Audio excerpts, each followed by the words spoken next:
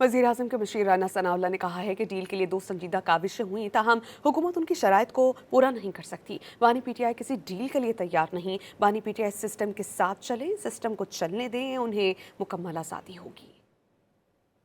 इस बारे में 2 बड़ी संजीदा एफर्ट्स हुई हैं।